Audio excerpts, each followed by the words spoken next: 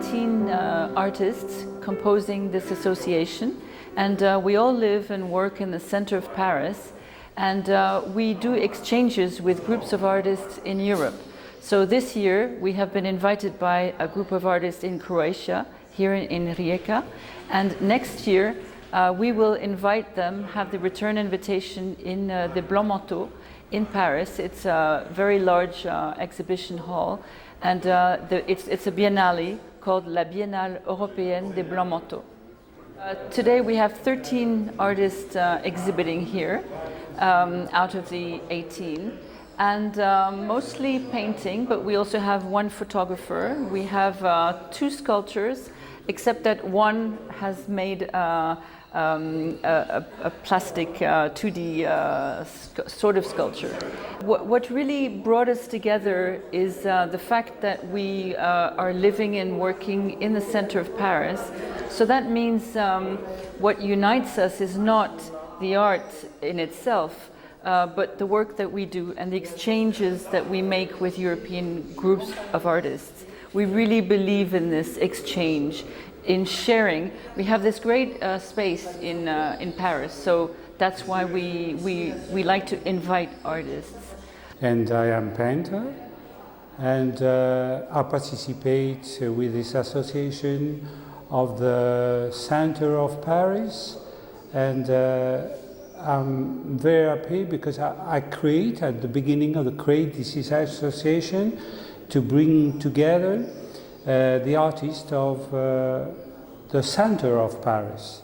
I work in front of the nature, in landscape, and also in composition. And these 2 works are a composition, and my personal preoccupation is light, space, and form of composition of the canvas. So I develop a great part of my work in China, because I have very good relationship in China. And also I'm president of the National Association of Visual Artists in France. There is 25,000 professional artists in this association. So I think that the way of artists together are very important for culture and for the world. And with the association, we participate this association with Europe and the center of Paris. It should be very important for the construction, European construction, to think about culture and visual art. I'm very glad to be here today and to join your beautiful country for this exhibition. And I'm very glad to meet all you beautiful people with my new group of artist friends. My work, as you can see here, relies to many mixed techniques. It's basically, I'm working on material that had a previous life, like old newspaper, pieces and things that I pick up everywhere in different countries, and then I do this collage work. On top of collage, I paint. On top of this painted collage, I'm drawing. And I'm always drawing on white over colored matters, because I'm mixing day and night, landscape, abstraction, and graphic design. A lot of plants, because to me plants are it's an incredible subject of curiosity. Like each plant, it's a living being, which is like a human with his very own personality, his way of growing, his way of sharing the space, and it's an open exercise to creativity. Donc le travail que je montre ici, ce sont des paysages. Mais je ne travaille pas d'après nature, je travaille avec des photos, des images, et juste pour le démarrage de la toile. Ensuite, c'est l'imagination qui travaille. Ce que je cherche, c'est à provoquer chez la personne qui regarde des sensations, son imagination à elle, à cette personne, qu'est-ce qu'elle voit ou ne voit pas, qu'est-ce qu'elle peut imaginer. Et les couleurs que j'utilise sont des couleurs avec beaucoup de rose, du vert, du bleu. Ça reste léger. I'm very happy to be here for the exhibition. This work is it's new for me because usually I made sculptures, but I wanted to change. It's a new work. I found on this photo in the street. It's an architecture photo. It's not really a photo, it's a simulation from an architecture cabinet, and I found it 30 or 40 years ago, and I kept it all this time. And this winter, I had the illumination, the idea to make this. Yeah. And I have others, 4 or 5 others of this type, and I think I will continue to make some others. It's very, very long to do this. It takes a lot of time, but I think the work is okay. For these 3 sculptures, I used materials from the nature that I transform with process of electricity, and it's called electroforming. So it's a process to transform things with copper. So this allows me to fix things that are normally really tiny and really sensible in something that can stay for long and that is well preserved in all its details. So I like to mix things from nature, from reality, with things that I invent myself and make the trouble between the two, so we don't know which is real and which is not, and so that allows me to speak of also of the fantastic part that we can see into the nature, from the universe of the dreams or of the imagination that we project on nature and reality. So the first one is it's a sculpture of a deer. So it's a mix between a skull, a flower, which is an orchid, and other organic materials. The other is also a sculpture of a deer. It's transforming into a human shape. Like there is one side that is more like an animal, and the other side begins to transform into a human. To try to understand nature is sometimes to project ourselves into the nature. And the last one, it's a deer horn. So it's a real one that has been found in the forest, because the deer lost its horn every year, and then it grows back. And so now we can see there is bees on it, and it's as if they were transforming the thing, because I put also bee wax on the horn, so as if the bees were walking on the horn and were transforming it, as if they were a part of the transformation, like they do in nature with pollination on the flower, how they walk and transform materials around them. J'ai apporté des petites peintures que j'ai faites dans ma maison de campagne à côté de Paris.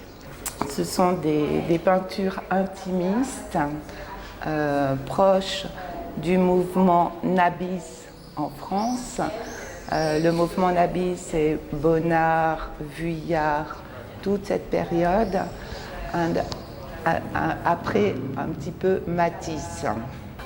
D'habitude, je fais des grands tableaux, un peu dans le même esprit. J'aime beaucoup tous les motifs dans les maisons, toutes les tapisseries, les tissus, les carrelages, parce que c'est ce qui rapproche le monde, les gens, de la beauté simple de la maison, Je présente ici à Rijeka un travail autour de la nature. C'est une nature parfois menaçante, parfois menacée. C'est un travail d'imagination pour ces paysages. Et l'homme est souvent présent aussi, comme dans une autre série, une autre toile qui s'appelle Les péripatéticiens. Péripatéticien fait référence à l'école d'Aristote, philosophe en marchant. Et ici, ce n'est pas, enfin, ça peut être un peu de la science-fiction, mais c'est voilà, c'est l'homme qui marche dans un univers un petit peu chaotique. Et on se demande où est la philosophie de ces hommes, que pensent-ils de ce paysage? So I can tell you a bit about my work. So I'm a painter, and I do this work here, which is the origins of this work is calligraphy, and my work is about gestural painting. My gesture comes from calligraphy, but today it's become very abstract. So I use a lot of different colors, and this specific work I made for here, for Rijeka, and I was working on the shapes and cropping the shapes with gray color. I'm interested in the reaction that people will have when they look at my paintings. That's what interests me. So we have 5 artists who could not be with us here in Croatia, and I'd like to introduce them. So I will introduce Nina Urlichs. She is German, but she's been living in France for a very long time, and her work is about transmission and memories. She likes to use many different layers and also mixed media, and she has sometimes some very large, many multi-layered paintings, and sometimes she comes with a little red line, which is the meaning of life. I would also like to introduce Nadée. She is a painter. She works with oil painting, and she has been many times to India and to different residencies. Very, yes, dreamlike, using very pastel colors, usually in light blues or pinks, and some gold in her painting. Then I will introduce Marie-Lyne Ersine.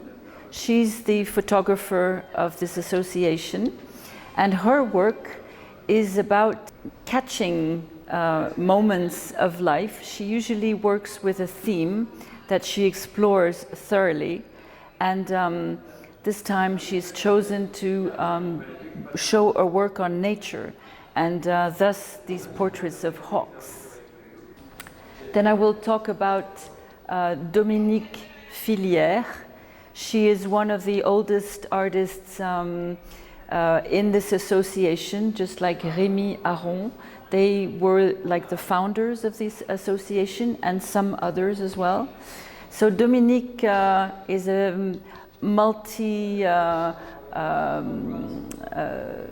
multimedia artist. She's as well a ceramist, a painter, engraver, a lot of engraving. She used to have a lot of figures with horses or people or a kind of architecture. Now her work has evolved a lot to nature, towards nature. And then last but not least, I'll present Yona Grandjean. And Yona has a past of calligrapher. She's still a calligrapher today. She's still working as a calligrapher. She compiles, she makes constructions with the letters, and sometimes she mixes them in a composition, in a very geometrical, abstract composition, but not always abstract. Sometimes you can see the letters.